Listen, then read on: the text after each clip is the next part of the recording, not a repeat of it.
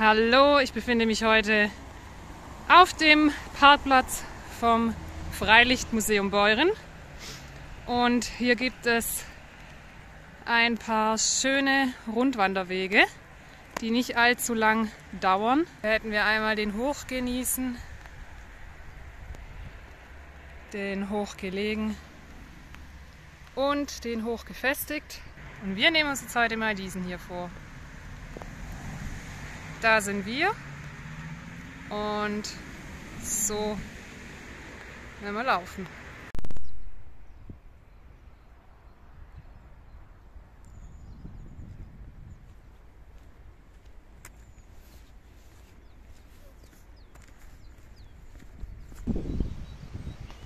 Nach ca. 50 bis 100 Metern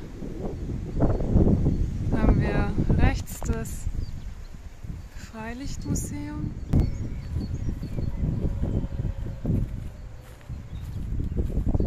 Nach wenigen Minuten sind wir jetzt an der südöstlichen Engelbergwiese. Es geht hier trotzdem geradeaus weiter und nicht hier hoch. Es kommt jetzt von links so ein Bächlein mit wunderschönem Bärlauch, der hier wächst. Auf der anderen Seite haben wir Buschwindröschen, Löwenzahn, bisschen Wiesenschaumkraut.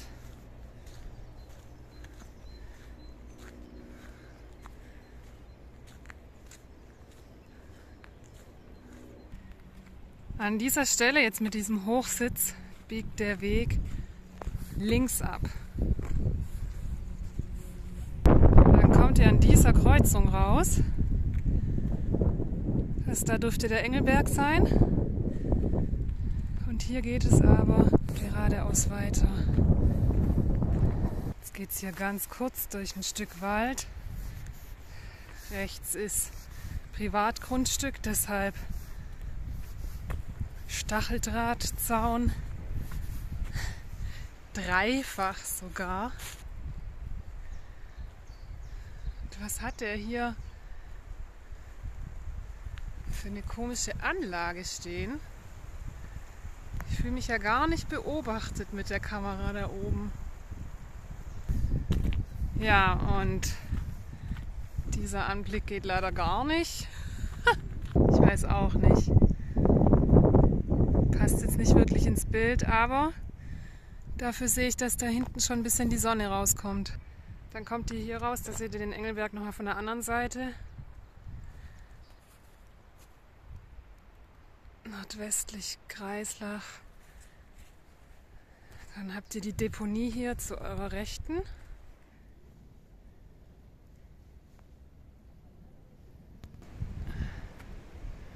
So, jetzt sind wir beim Blumentobelsee. Ich weiß zwar nicht, was das sein soll. Auf jeden Fall geht es jetzt hier geradeaus weiter. Und von hier aus haben wir jetzt auch das erste Mal einen Blick auf die Burg Hohenneuffen. Wenn auch das mit meiner schlechten Kamera nur schwer zu erkennen ist. Hier rechts steht jetzt die Blumentobelhütte. Gut zu wissen für regnerische Tage, da hätte man dann einen kleinen Unterstand.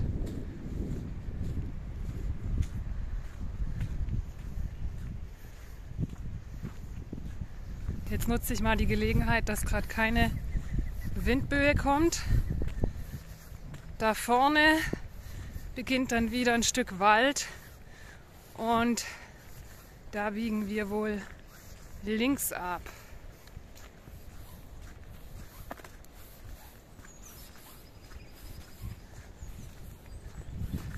Und wir haben nochmal einen Blick auf die Burg Hohenneuffen.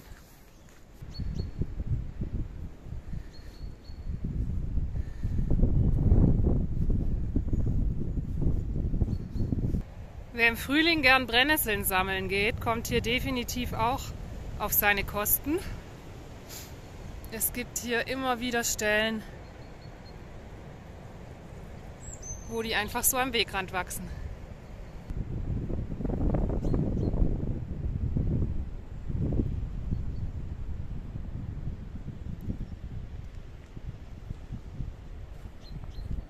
Ich sehe da vorne eine Aussichtsbank. So schaut's aus. Hier könnt ihr sitzen, Päuschen machen und nochmal die Aussicht genießen. Ich habe jetzt die Gelegenheit genutzt und tatsächlich kurz eine Pause eingelegt auf der Bank, um mir mal die Route anzuschauen, wo ich jetzt gerade bin. Also ich war eine Dreiviertelstunde unterwegs, es kommt ungefähr hin. Ich glaube, so 1/3 der Route ist an der Stelle schon erledigt. Ja, hat sich herausgestellt, wer lesen kann, ist klar im Vorteil. Also die Deponie, an der man da vorher vorbeigelaufen ist, heißt Deponie Blumentobel. Also es ist wirklich eine Deponie. Und der Blumentobelsee, der wäre tatsächlich links gewesen, wenn man da diesen Weg reingelaufen wäre. Allerdings auf der Karte sieht es aus wie ein kleiner Tümpel, kleiner Teich. Ich denke mal, der wird jetzt zu der Jahreszeit wahrscheinlich eh noch nicht so schön dastehen. Auf jeden Fall, wenn ihr an der Stelle vorbeilauft, könnt ihr auch kurz da einen Abstecher hinmachen, euch den anschauen und dann erst weiter über die Brücke gehen.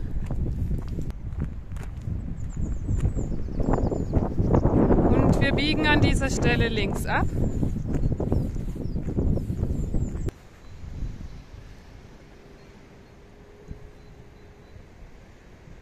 Aber hier riecht man jetzt gerade...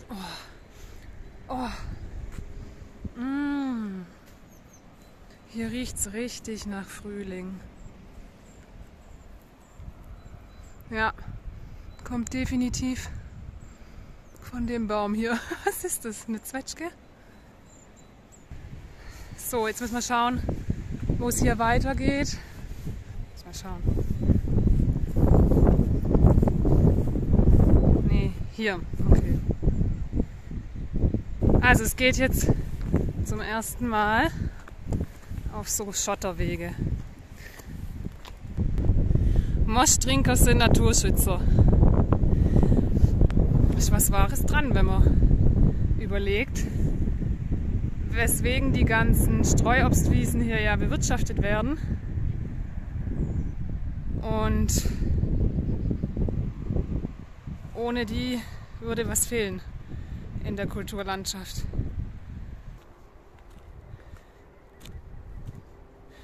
Jetzt habe ich mal kurz die Gelegenheit, ein paar Worte zu sagen. Der Weg heißt Hochgenießen mit H. Bei Beuren. Startpunkt ist der Parkplatz vom Freilichtmuseum Beuren. Allerdings solltet ihr euch da mit jemand treffen, solltet ihr wissen, dass es da mehrere Parkplätze gibt.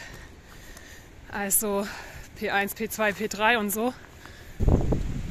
Die Route ist 6,7 Kilometer lang und mit 2 Stunden angegeben. Oh, da reitet ein Pferd. Jemand auf dem Pferd, okay. Jetzt muss ich mal ganz kurz unterbrechen, weil hier kommt der nächste Wegweiser. Hier geht es dann rechts weiter, ein Stück Straße entlang und dann wieder da vorne links. Da habt ihr jetzt auch noch mal eine Infotafel. Zwetschgenwäldle heißt der Punkt hier, okay. Und jetzt geht's zum Engelberg. So, und nach einem kurzen Stück Straße kommen wir dann wieder auf einen Schotterweg oder ja, so einen befestigten Weg. Und hier geht's dann links weiter. auf den Hügel hoch. Hier ist eine kleine Infotafel zum Thema Naturschutz. Da steht drauf, dass normalerweise,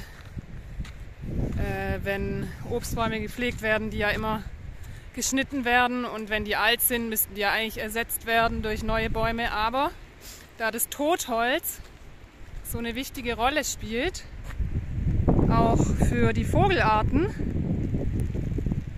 hier sehen wir ein Beispiel, lassen die Bäume dann oft so stehen und schneiden nur so ein bisschen Äste raus aus der Krone für die Statik, damit der Baum nicht beim nächsten Sturm komplett umknickt oder so und weiter stehen bleiben kann und als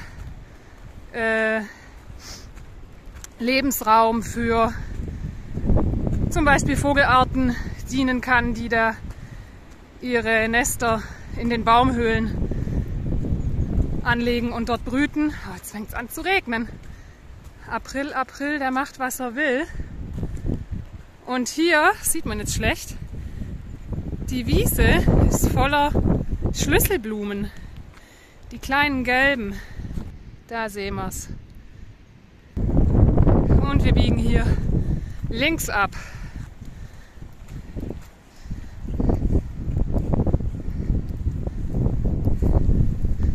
Jetzt noch mal eine Sitzgelegenheit. So, jetzt sind wir auf dem Engelberg oben.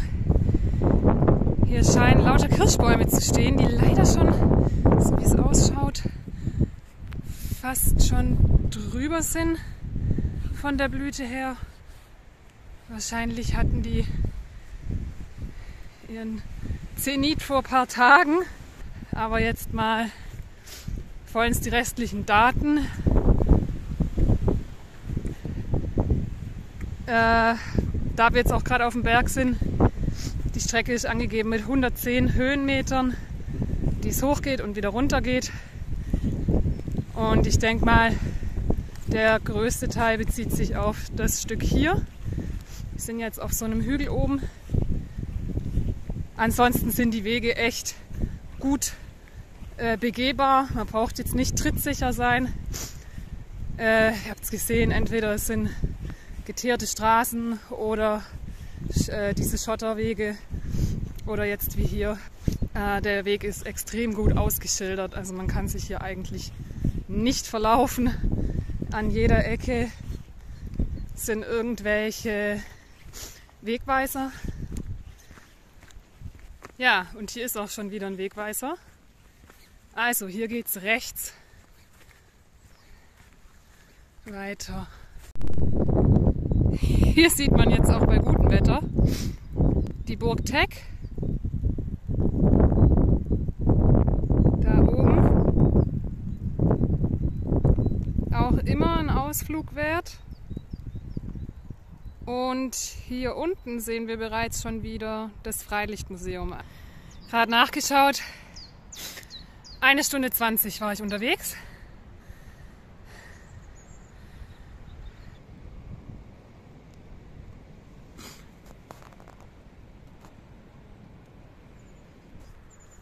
Hier sieht man jetzt auch den Parkplatz.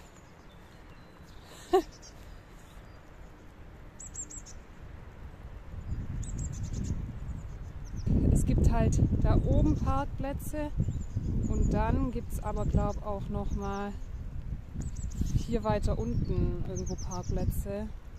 Ja, und hier geht es jetzt, scheint es tatsächlich schon wieder zurück, so wie es ausschaut. Endet der Rundwanderweg dann wieder da unten, weil da unten war ja unser Startpunkt. Ja, zum Schluss mein Fazit. Was würde ich sagen, für wen ist die Wanderung geeignet? Auf jeden Fall für alle, die gern gemütlich unterwegs sind, es gern ein bisschen langsamer angehen lassen. Ja, man könnte es auch als einen längeren Spaziergang bezeichnen. Man braucht jetzt nicht unbedingt groß Verpflegung mitnehmen oder so. Ich würde sagen, ist gut geeignet für alle, die sich nicht mehr so viel zutrauen oder die vielleicht erstmal wieder reinkommen wollen. Kinder, all jene, die sich von einer Operation erholen müssen oder erholt haben und jetzt langsam wieder einsteigen wollen.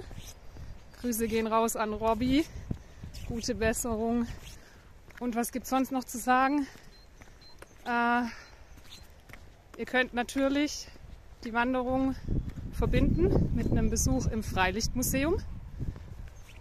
Und wenn ihr so Wetter habt wie ich heute, wobei 13 Grad geht, aber sehr windig und teils auch nass, dann könnt ihr auch einfach danach noch in die Panoramatherme gehen, ins Thermalbad hier in Beuren. 4 Minuten mit dem Auto entfernt. Hier haben wir noch ein paar schottische Hochlandrinder, die sich hier sehr wohl fühlen. Sehr gechillt auf der Weide. Hallo. Na du? Und, das finde ich ja sehr gut, hier gibt es sogar Tüten. Die Daten 2 Stunden ist unglaublich gut bemessen. Ich habe jetzt 1,5 Stunden gebraucht. Ich bin gemütlich gelaufen. Das war die Stelle, wo ich dran vorbeigelaufen bin, an der Mülldeponie. Die Hütte. Hier einmal kreuzt der Weg kurz die Straße, geht es dann rechts weiter, im Wald entlang. Hier unten ist wirklich das einzige Stück, wo man mal eine Zeit lang auf der Straße läuft, aber das sind nur vielleicht 100, 200 Meter. Eine Traumwanderung, wenn man schönes Wetter hat. Und jetzt, wo ich fertig bin, kommt die Sonne raus. Und es regnet, also Aprilwetter. Ich hoffe, es hat euch gefallen. Danke fürs Zuschauen. Wenn euch die 2 anderen Rundwanderwege auch noch interessieren, schreibt es in die Kommentare. Dann schaue ich, dass ich die vielleicht auch noch aufnehme. Und bis dahin wünsche ich euch alles Gute. Ciao, ciao.